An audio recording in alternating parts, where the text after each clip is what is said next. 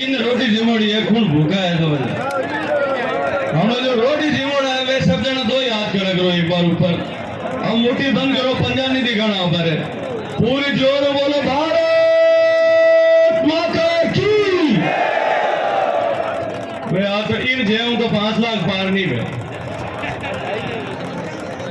हाथ ऊंचा करो पांच मुट्ठी बंद करो दांत बीजो एक बार जोर भगवान ने राम करी ने याद करो और अब बोलो भारत माता की जय जय श्री राम जय जय श्री राम वंदे वंदे मातरम मातरम मातरम मातरम मंच पर विराजमान भारत की संसद में मेरे साथी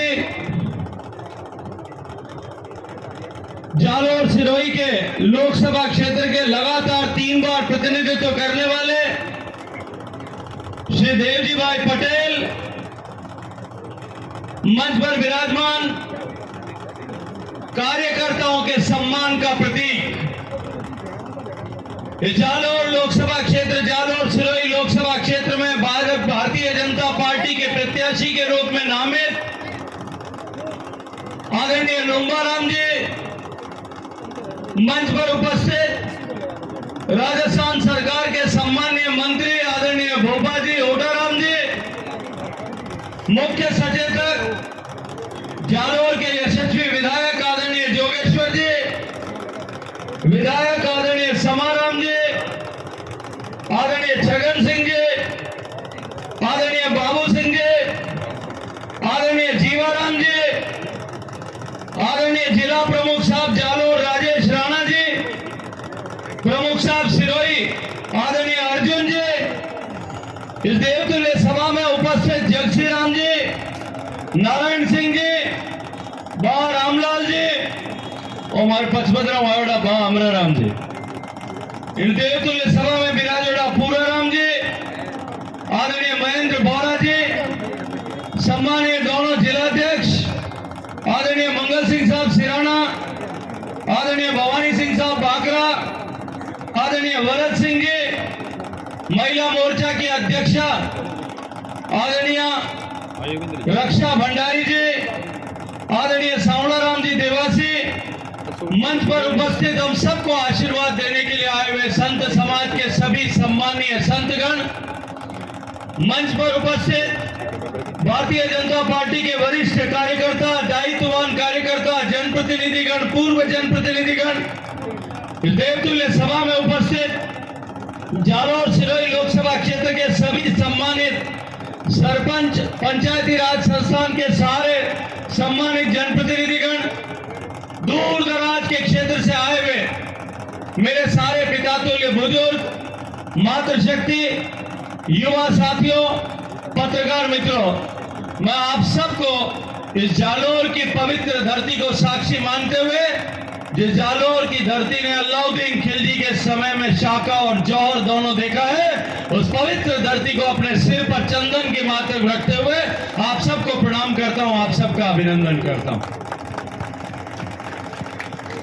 मित्रों जालोर की करामाती धरती है 1134 के साल में जब खिलजी ने डेरा डाल दिया था इस सनातन की सभ्यता को संस्कृति को पद्दलित करने के लिए जब आक्रांतों ने इस जालोर को घेर लिया था तब इस जालोर के शूरवीरों ने अपने रक्त के प्रवाह से और माताओं बहनों ने जौहर करके इस सनातन की रक्षा की थी ये धरती वंदनीय है अभिनंदनीय है ये धरती चंदन से भी ज्यादा पवित्र है मित्रों आज हम सब यहाँ लोकसभा चुनाव में आदरणीय लुम्बाराम जी के नामांकन की सभा में उपस्थित हुए चुनाव होने वाला रणभेरी बज चुकी है युद्ध का नगाड़ा बज गया दोनों सेनाएं आमने सामने खड़ी निश्चित रूप से हम सबको विचार करने की आवश्यकता है कि हम कौन सा और किसका चुनाव लड़ रहे हैं क्योंकि अब की बार का यह चुनाव साधारण चुनाव नहीं है 2014 में लोकसभा के चुनाव के समय में जिस तरह के हालात 10 साल से देश में जिस तरह की परिस्थितियां थी, जिस तरह से देश में उस 10 साल में भ्रष्टाचार का इंस्टीट्यूशनलाइजेशन हुआ, भ्रष्टाचार का संस्थागतकरण किया गया, धरती के अंदर कोयले से लेकर के आकाश में तरंगों तक में भ्रष्टाचार किया गया। बताइए दीदी, देश में भ्रष्टाचार के नित्य नए अध्याय लिखे गए। देश में जिस तरह के हालात उस समय बने थे, एक तरफ भ्रष्टाचार के कारण देश आर्थिक रूप से खोखला हो रहा था, दूसरी तरफ हमारी सीमाएं असुरक्षित थी। मुझे याद आता है, मैं उस समय सीमावर्ती क्षेत्र पर काम करता था देश के। मैंने देखा था कि किस तरह से भारत के सैनिकों के सिर काट करके पाकिस्तान ले जाते थे। हमारी सैनिक चौकियों पर पाकिस्तान के लोग वहां से बंदूकों और वहां से तोपों से हमला करते, हमारे सैनिकों के, हमारे बॉर्डर सिक्योरिटी फोर्स के सिपाहियों को मार करके डंडों पर बांध करके जानवरों की तरह बांग्लादेश की सीमा में ले जाया जाता था। लेकिन हम कमजोर देश की भांति केवल जाकर के संयुक्त राष्ट्र संघ में अपनी शिकायत दर्ज कराते थे। भारत सामरिक रूप से बिल्कुल कमजोर हो गया, आर्थिक रूप से खोखला हो गया। देश में नित्य प्रतिदिन आतंकवादी घटनाएं होती थी। ये स्वामी बैठे हैं स्वामीनारायण संप्रदाय से आए हुए, इस देश के धार्मिक आस्था के केंद्रों पर हमला हुआ, अक्षर मंदिर पर हमला हुआ, जम्मू के रघुनाथ मंदिर पर हमला हुआ, जयपुर में बालाजी के मंदिर पर हमला हुआ। एक लंबी श्रृंखला हमारे बहुसंख्यक समाज के आस्था के केंद्रों पर चोट करके हमको मानसिक रूप से कमजोर करने के षड्यंत्र के तहत आतंकवादियों को पनाह देने वाले लोगों के कारण से हुई। हमारे आर्थिक गतिविधियों के केंद्रों पर हमला हो रहा था। मुंबई पर हमला हुआ, हैदराबाद पर हमला हुआ, बेंगलोर में आतंकवादी धमाके हुए, पुणे में धमाके हुए, चेन्नई में धमाके हुए।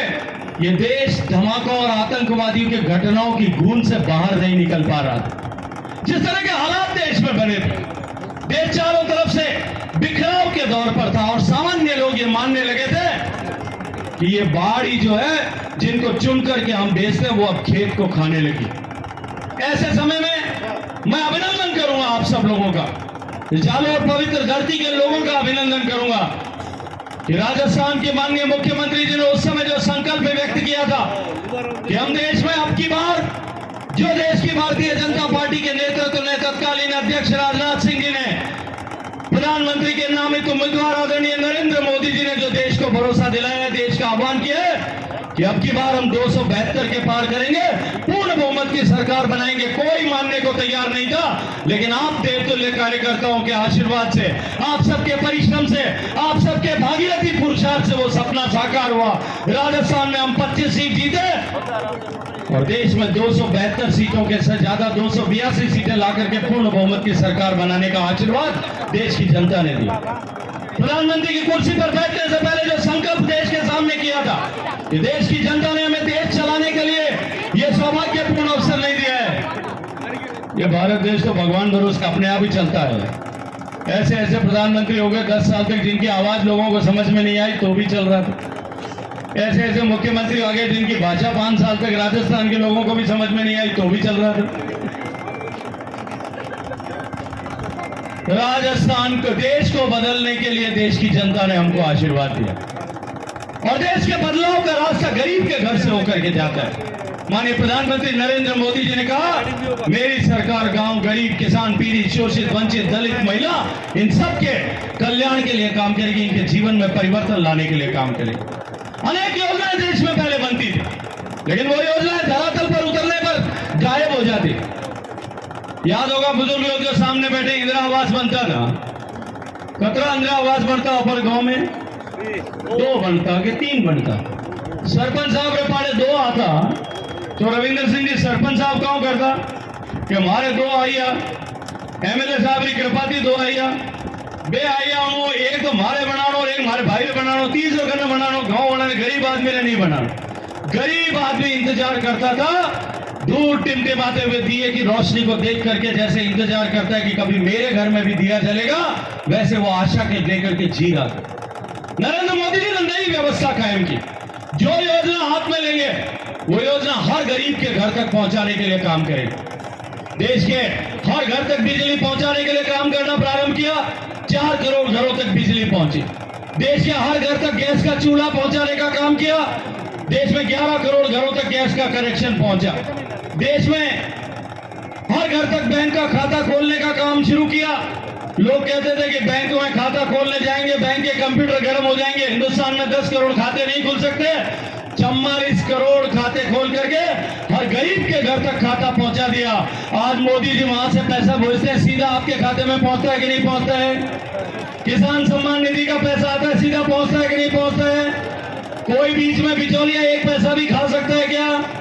ये कांग्रेस पार्टी के प्रधानमंत्री ने यह कहा था कि 100 रुपए भेजता हूं, 85 रास्ते में गायब हो जाते हैं। वो रास्ते में जाना बंद हुआ कि नहीं हुआ? आपको पैसा सीधा मिलना शुरू हुआ कि नहीं हुआ? मोदी जी ने यह तय किया कि हर गरीब के घर में शौचालय बनना चाहिए।